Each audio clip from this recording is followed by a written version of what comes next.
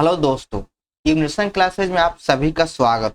तो चलिए स्टार्ट करते हैं हम लोग आज का डेली जीके जीएस का टेस्ट नंबर 8। और आज हम लोग टेस्ट नंबर 8 का डिस्कशन करने वाले हैं। तो आप लोग वीडियो को पूरा देखिएगा। पसंद आने पर वीडियो को लाइक और चैनल को सब्सक्राइब करना ना भूलें। यह जो सेट है यह खान सर के टीम के द्वारा तैयार किया जाता है। तो यह सेट सभी प्रतियोगी परीक्षा के लिए बहुत ही महत्वपूर्ण है और इस सेट में आपको 50 क्वेश्चन देखने को मिलेगा। तो चलिए हम लोग वीडियो को स्टार्ट करते हैं। तो आप लोग वीडियो को पूरा देखिएगा, तभी आपको सभी क्वेश्चन अच्छे समझ में आएगा। और आप लोग अंत में कमेंट जरूर कीजिएगा कि आप लोग कितना क्वेश्चन को सही कर पाए हैं। और इसका पीडीएफ आपको हमारे टेलीग्राम चैनल पर मिल जाएगा, जिसका लिंक डिस्क्रिप्शन बॉक्स में दिया गया है। देखिए, पहला क्वेश्चन है कि सर्वाधिक संख्या में स्थल अवरुद्ध देश किस महाद्वीप में पाया जाता है। तो सबसे अधिक स्थल अवरुद्ध देश अफ्रीका महाद्वीप में पाया जाता है। 3 नंबर सही हो जाएगा। अगर बात करें कि ऐसा कौन सा महाद्वीप जहां पर एक भी स्थल अवरुद्ध देश नहीं है, वह हो जाएगा उत्तरी अमेरिका। उत्तरी अमेरिका और ऑस्ट्रेलिया, यहाँ पर एक भी स्थल अवरुद्ध देश नहीं पाया जाता है। सबसे बड़ा स्थल अवरुद्ध देश कजाकिस्तान हो जाएगा। सबसे बड़ा यही है, कजाकिस्तान। चलिए आगे देखिए, चाबहार पोर्ट कहाँ में विकसित किया जा रहा है। तो चाबहार पोर्ट जो भारत के द्वारा ईरान में ओमान के खाड़ी के तट पर विकसित किया जा रहा है। 2 नंबर सही हो जाएगा।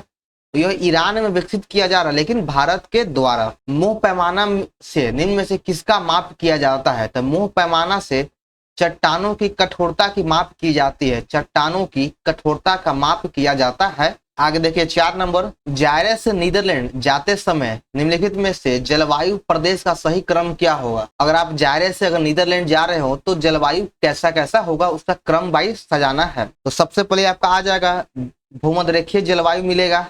भूमध्यरेखीय जलवायु के बाद फिर मिलता है उष्ण मरुस्थलीय जलवायु होगा 2 नंबर पे। उसके बाद मिलेगा भूमध्य सागरीय जलवायु 3 नंबर। और 4 नंबर पे हो जाएगा पश्चिमी यूरोपीय जलवायु। तो इसका सही उत्तर हो जाएगा ऑप्शन ए।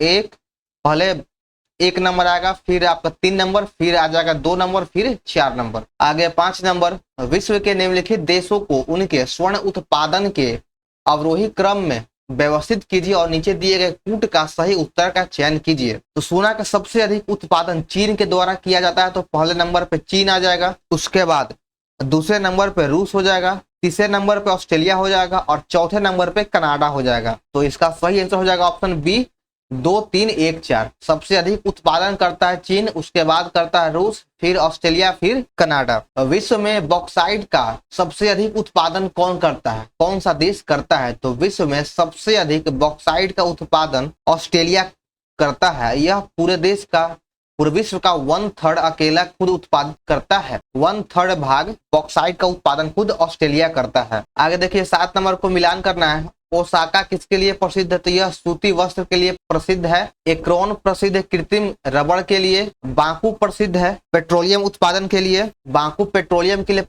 प्रसिद्ध है। और एसेन हो जाएगा लौह एवं इस्पात के लिए। तो सही उत्तर हो गया इसका 4 नंबर। अगला प्रश्न 8 नंबर, इसमें भी मिलान करना है। बांदीपुर राष्ट्रीय वन्यजीव अभयारण्य किस राज्य में है। तो यह कर्नाटक में हो जाएगा। दुधवा नेशनल पार्क उत्तर प्रदेश में है। सिमलीपाल उड़ीसा में हो जाएगा। और सरिस्का पक्षी अभयारण्य यह राजस्थान में है। देखिए बहुत ही आसान था। तो इसका मिलान 1 नंबर सही है। 3, 4, 2, 1।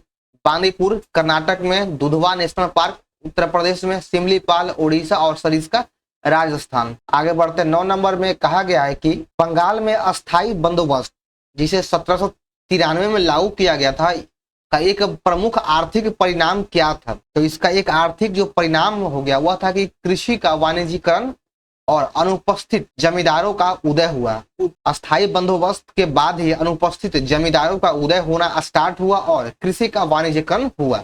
तो 3 नंबर सही हो जाएगा। धन की निकासी शब्द जैसे दादा भाई नौरोजी ने अपनी पुस्तक poverty and un British rule in India में समझाया है। तो इसका क्या अर्थ होता है। तो इसका सिंपल सा अर्थ यही था कि जो भारत से जो धन बाहर जा रहा है यानी ब्रिटेन जा रहा है, उसका हमें कोई लाभ नहीं मिल रहा था, यानी भारतीयों को इससे कोई लाभ नहीं मिल रहा था। बस धन की निकासी का यही मतलब है। तो देखिए यहाँ इसका सही हो जाएगा ऑप्शन बी, बिना उचित प्रतिफल के भारत से ब्रिटेन की ओर धन का प्रवाह। यानी भारतीयों को बिना कोई उचित लाभ के धन का भारत से ब्रिटेन की ओर चले जाना धन का निकासी था। 11 नंबर देखिएगा कि सुभाष चंद्र बोस द्वारा नेतृत्व किए गए भारतीय राष्ट्रीय सेना INA की विफलता का प्रमुख कारण क्या था? तो इसकी विफलता का जो प्रमुख कारण बना हुआ था कि द्वितीय विश्व युद्ध में जापान की हार, द्वितीय विश्व युद्ध में जापान की हार ही इसकी विफलता का मुख्य कारण था। आगे 12 नंबर, ऋग्वैदिक समाज में राजसूय और वाजपेयी यज्ञ का क्या उद्देश्य था? इन दोनों जो यज्ञ है, राजसूय यज्ञ और वाजपेयी यज्ञ, इसका मतलब यह था कि इस यज्ञ के द्वारा राजा की शक्ति और अधिकारिता को वैधता प्रदान किया जाता था। तो 12 का 3 नंबर सही हो जाएगा। इन सभी यज्ञ से जो राजा था, राजा अपनी शक्ति को प्रदर्शित करता था कि हम कितने शक्तिशाली हैं, बस यही यज्ञों का मतलब होता था। आगे 13 नंबर, निम्नलिखित में कौन सा राजवंश भारतीय उपमहाद्वीप में लोहे के व्यापक उपयोग का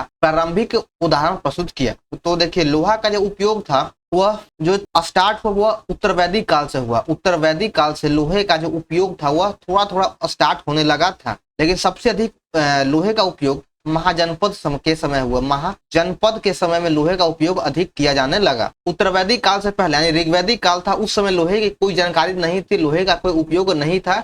उत्तर वैदिक काल में लोहे का थोड़ा बहुत उपयोग हुआ और सबसे अधिक उपयोग महाजनपद के समय किया जाने लगा। और इसी के समय में एक राजवंश हुआ था नंद वंश, और नंद वंश में सबसे अधिक लोहे का व्यापक उपयोग का प्रारंभ माना जाने लगा। तो 2 नंबर हो जाएगा नंद वंश। और नंद वंश का संस्थापक था महापद्म नंद। सातवाहन काल में नहपान कौन था जिसका पराजय पश्चिमी क्षत्रपों के पतन के कारण बन चुका था? तो यह कौन था? तो यह शक शासक था। नहपान यह शक शासक था जो पश्चिमी क्षत्रपों के पतन का कारण बन गया। आगे 15 नंबर, संविधान के किस अनुच्छेद के तहत यह प्रावधान किया गया है कि राज्य किसी भी व्यक्ति को केवल जाति, धर्म, लिंग या जन्म स्थान आदि के आधार पर सार्वजनिक रोजगार से वंचित नहीं कर सकता है?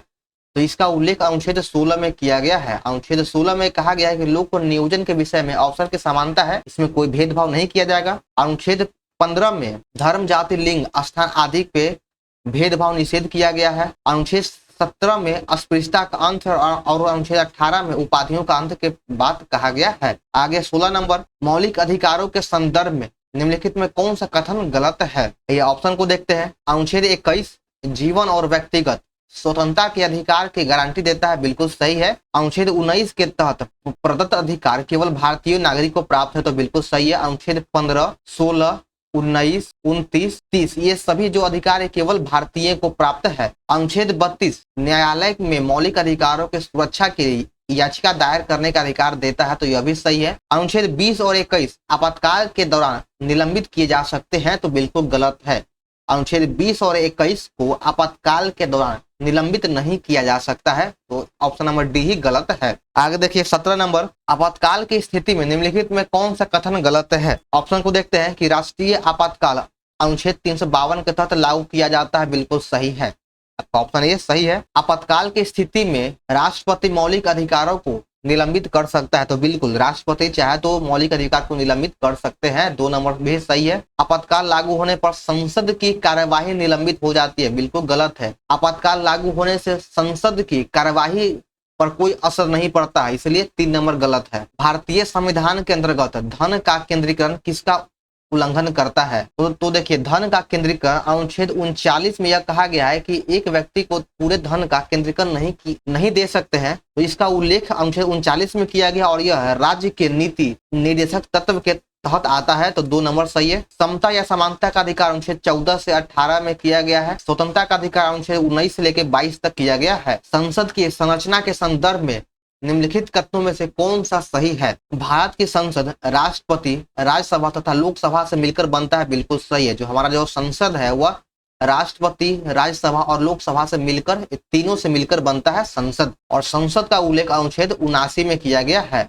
भारत के राष्ट्रपति का प्रत्यक्ष निर्वाचन एक निर्वाचक मंडल द्वारा किया जाता है, जो केवल संसद के दोनों सदनों के निर्वाचित सदस्य से ही बनता है, तो बिल्कुल गलत है। राष्ट्रपति का निर्वाचन एक अप्रत्यक्ष तौर पे होता है और इसमें केवल दोनों संसद ही नहीं बल्कि लोकसभा और राज्यसभा के निर्वाचित सदस्य तो भाग लेते ही और विधानसभा के निर्वाचित सदस्य भी भाग लेते हैं, तो इसमें केवल 1 नंबर सही है। इनमें से कौन सा पारिस्थितिकी तंत्र का एक अजैविक घटक यानी कौन है जो निर्जीव है? अजैविक घटक मतलब निर्जीव, तो इसमें मिट्टी जो हो जाएगा वह निर्जीव है। ऑप्शन ए बिल्कुल सही है, मिट्टी। आगे देखिए 21 नंबर, निम्न में कौन से पहले पोषी स्तर पर होता है? तो पहला जो होता है पोषी स्तर वह उत्पादक होता है, प्रोड्यूसर होता है, उत्पादक होता है। 22 नंबर देखिए, निम्नलिखित में से कौन बायोगैस का घटक नहीं है? तो बायोगैस का घटक कौन कौन होता है पहले उसको देख लेते हैं। तो बायोगैस का घटक कार्बन डाइऑक्साइड होता है, हाइड्रोजन सल्फाइड H2S होगा, हाइड्रोजन होगा और मीथेन होता है, CH4 होता है। तो देखिए इसमें कार्बन मोनोऑक्साइड नहीं होता है, 4 नंबर बिल्कुल सही है। होता कौन कौन है? तो carbon dioxide, hydrogen sulphide, hydrogen और CH4 जिसे मीथेन कहते हैं, यह होता है। हम जो भोजन ग्रहण करते हैं उसे प्राप्त हुए कुछ ऊर्जा किसमें संग्रहित होता है? तो हमारे द्वारा जो प्राप्त भोजन, जो ग्रहण किया जाता है जो भोजन, वो उसका कुछ ऊर्जा ग्लाइकोजन के रूप में संचित रहता है, ग्लाइकोजन के रूप में संचित रहता है। अगर यही पूछता कि प्लांट में भोजन किस रूप में संग्रहित होता है, तो वह स्टार्च के रूप में संग्रहित होता है, या फिर उसे मंड कहते हैं, मंड के रूप में संग्रहित रहता है। 24 नंबर देखिएगा, कहा गया कि एक पंप 200 किलोग्राम जल को 50 सेकंड में 37.5 मीटर की ऊंचाई तक पहुंचाता है और जी का मान दिया गया है 10 मीटर प्रति सेकंड स्क्वायर। तो पंप की शक्ति क्या होगा? तो शक्ति बराबर P बराबर होता है W/T, किया गया कार्य बटा समय, और कार्य हो जाएगा mgh बटा समय। तो देख लेते हैं m का मान, यानी द्रव्यमान 200 kg, जी दिया गया 10 और हाइट हो गया 37.5 बटा में हो गया 50 सेकंड। एक जीरो से यहाँ पे कट गया, एक शून्य से एक शून्य यहाँ हो गया, 5 से 2 बार में कट गया, तो आ गया 375 गुना 4, तो बच गया 1500 वाट, या फिर 1.5 किलो वाट भी कह सकते हैं। तो देखिए ऑप्शन में क्या दिया गया है, ऑप्शन में है 1500 वाट, तो 3 नंबर सही हो जाएगा 1500 वाट। एक दी गई वस्तु का पृथ्वी की सतह पर द्रव्यमान m है तथा भार W है, ठीक है। पृथ्वी की सतह पर किसी वस्तु का जो द्रव्यमान है m और भार W है, अगर उसी वस्तु को चंद्रमा पर ले जाया जाए तो चंद्रमा पर उसका द्रव्यमान m डॉट हो जाएगा और भार W डैश होगा। तब देखिए अगर किसी वस्तु का द्रव्यमान पृथ्वी पर m है तो उसका द्रव्यमान चंद्रमा पर भी m ही होगा, द्रव्यमान में कोई परिवर्तन नहीं होगा। अगर भार की बात करें तो भार जो होता है वह 1/6 हो जाता है। अगर पृथ्वी पर भार उसका W है तो चंद्रमा पर भार W/6 हो जाएगा। तो इसमें सही कौन सा है? तो सही ऑप्शन ये हो जाएगा, द्रव्यमान सेम है लेकिन भार सेम नहीं होगा। निम्न ताप पर रखी किसी वस्तु से ऊंचे ताप पर रखी वस्तु की ओर उष्मा स्वतः प्रवाहित नहीं हो सकती, यह कथन क्या कहलाता है? तो यह जो कथन है यह उष्मागतिकी का द्वितीय नियम कहलाता है, उष्मागतिकी का द्वितीय नियम कहलाता है। अगर बात करें उष्मागतिकी का प्रथम नियम, तो यह ऊर्जा संरक्षण के सिद्धांत को फॉलो करता है। कठोर साबुन क्या है? तो कठोर जो साबुन होता है यह उच्च वसीय अम्ल के सोडियम लवण के साथ मिलाकर बनाया जाता है। अगर मुलायम साबुन की बात करें तो यह जो होता है उच्च वसीय अम्ल के पोटेशियम लवण के मिलाने से मुलायम साबुन निर्माण होता है। फुल गोल्ड में गोल्ड का प्रतिशत कितना होता है? झूठा सोना में सोने का प्रतिशत कितना होता है? तो 0%।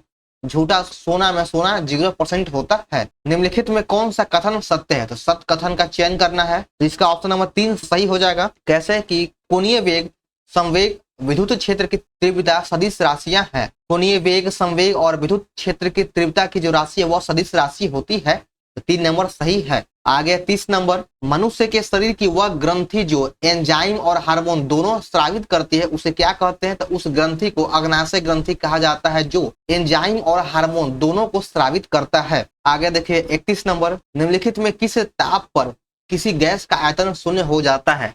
तो किस ताप पर किसी गैस का आयतन शून्य होता है? तो परम शून्य ताप पर किसी गैस का आयतन शून्य हो जाता है। और परम शून्य ताप क्या होता है? तो 0 केल्विन या फिर -273 डिग्री सेल्सियस, इसे परम शून्य ताप कहा जाता है। ऑप्शन में अकॉर्डिंग नोट हो जाएगा, कोई भी नहीं है। परम शून्य ताप होता है 0 केल्विन या -273.15 डिग्री सेल्सियस, यही इसका सही उत्तर है। सड़क या रेल की पटरी पर गोलाई की ब्रेकिंग क्या पैदा करने के लिए किया जाता है? तो गोलाई का उपयोग अभिकेंद्रीय बल को उत्पन्न करने के लिए इसका उपयोग किया जाता है, तो ऑप्शन ये हो जाएगा अभिकेंद्रीय बल। आगे देखिए 33 नंबर, निम्नलिखित में से मस्तिष्क का कौन सा भाग शरीर के संतुलन के लिए उत्तरदायी है? तो मस्तिष्क का कौन सा जो भाग है वह शरीर के संतुलन को बनाए रखता है? तो उस भाग का नाम है अनुमस्तिष्क। अनुमस्तिष्क जो है शरीर के संतुलन को बनाए रखता है, तो 3 नंबर सही हो जाएगा। आगे देखिए 34 नंबर, एक साफ कांच की प्लेट पर पानी की बूंदें फैल जाती है किस वजह से? तो ये जो पानी की बूंदे यह ससंजक बल आसंजक बल से कम होने की वजह से यह पानी फैल जाता है।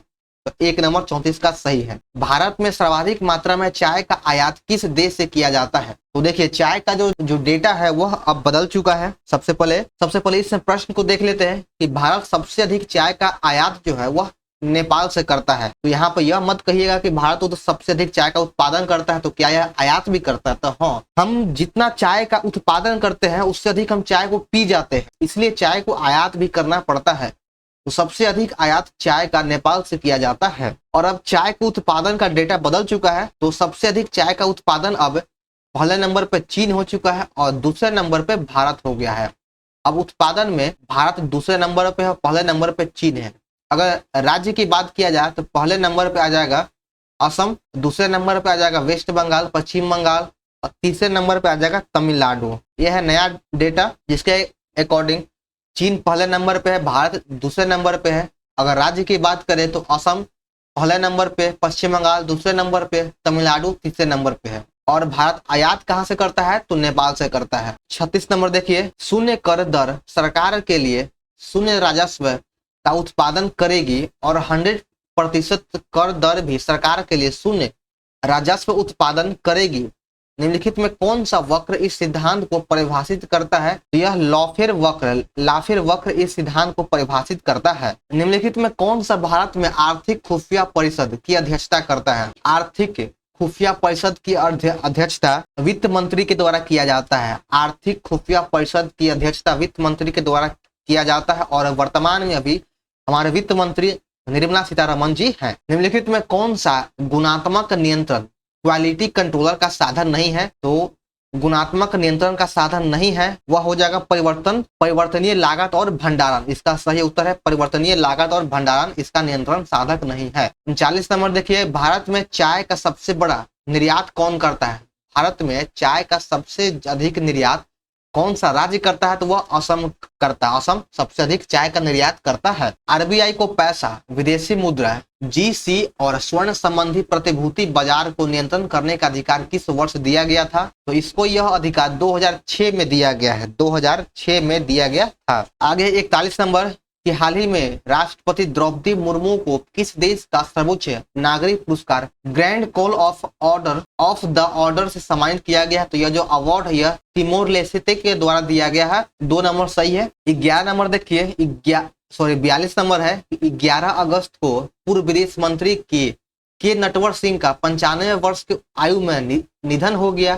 तो उनकी आत्मकथा क्या है? तो उनकी आत्मकथा कौन है? तो उनकी आत्मकथा का नाम है one life is not enough. One life is not enough इनकी आत्मकथा है। तो 42 का 1 हो जाएगा। आगे भी ऑप्शन को देखते हैं। द नाइस गाय यह किसकी है? तो यह राहुल द्रविड़ की आत्मकथा है। The race of my life यह मिक्खा सिंह की आत्मकथा है। स्टार गेजिंग यह जो है यह रवि शास्त्री की आत्मकथा है।